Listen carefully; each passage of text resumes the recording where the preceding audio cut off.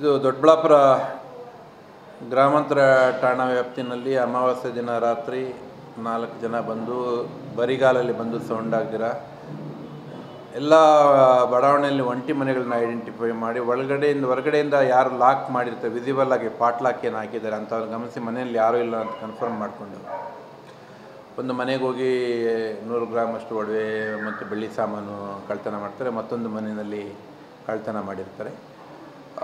ಅದನ್ನು ಸಹಿತ ನಮ್ಮ ದೊಡ್ಡಬಳ್ಳಾಪುರ DSP ರವಿ ಮತ್ತು ಗ್ರಾಮಾಂತರ ಠಾಣೆ ಇನ್ಸ್ಪೆಕ್ಟರ್ ಸಾದಿಕ್ ಅವರು ತಂಡ ಮಾಡಿದ್ವಿ. ಅವರು ಪತ್ತೆ ಹಚ್ಚಿ ಎಲ್ಲ ಆರೋಪಿಗಳನ್ನ ದಸ್ತಗಿರಿ ಮಾಡಿದ್ದಾರೆ. ಈಗಾಗಲೇ ಪೊಲೀಸ್ ವಶಕ್ಕೆ ಪಡೆದಿದ್ದು ಆಲ್ಮೋಸ್ಟ್ ಆಲ್ ಎಲ್ಲ ರಿಕವರಿ ಆಗಿದೆ. ಅದರಲ್ಲಿ ಇನ್ನೊಬ್ಬರು ಸಿಗಬೇಕು ಅನ್ನೋಂಥದ್ದು ಇದೆ. ಅದನ್ನು ತನಿಖೆ ಮುಂದುವರೆದಿದೆ.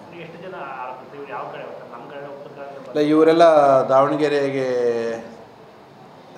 ಜಿಲ್ಲೆಯ ಸೇರುವಂಥವ್ರು. ಪುರುಷೋತ್ತಮ ಮತ್ತು ದರ್ಶನ್, ಚಂದ್ರು ಮತ್ತು ಒಂದು ಹುಡುಗಿ ಸಹಿತ ಒಂದು ಪ್ಲ್ಯಾನ್ಡ್ ಎಜುಕೇಟೆಡ್ ಗ್ಯಾಂಗ್. ಇವರು ಪ್ಲ್ಯಾನ್ ಮಾಡಿ ಯಾವುದೇ ಶಬ್ದ ಆಗದಿರ ನಾಯಿಗಳಿಗೆ ಶಬ್ದ ಮಾಡಿದರೆ ಬಿಸ್ಕೆಟ್ ಹಾಕೋದು, ಬರಿಗಾಲಲ್ಲಿ ಬರೋದು, ಎಲ್ಲ CCTV ಇಲ್ದಿರ ಮಾಡೋಂಥದ್ದು.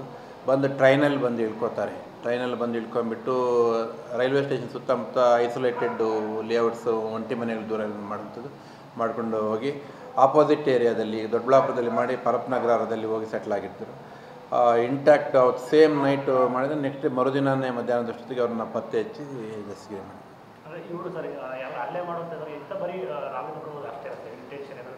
ಇದು ಕಳ್ತನ ಮಾಡೋದಷ್ಟೇ ಅಂತ ಮನೆಯಲ್ಲಿ ಯಾರೂ ಇರಲಿಲ್ಲ. ಬಾಗಿಲು ಹೊಡೆದ್ಬಿಟ್ಟು ಬೀಗ ಹೊಡೆದ್ಬಿಟ್ಟು ಅದನ್ನು ಕಳ್ತನ ಮಾಡ್ಕೊಂಡು ಹೋಗಿದ್ದಾರೆ.